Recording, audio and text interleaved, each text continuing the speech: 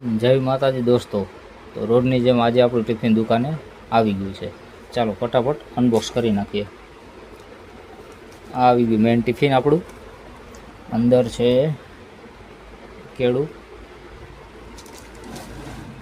અને બીજું છે કેસર કેરી. ચાલો ફટાફટ ટિફિન ખોલી નાખીએ. તો આપણું ટિફિન ખુલી ગયું છે.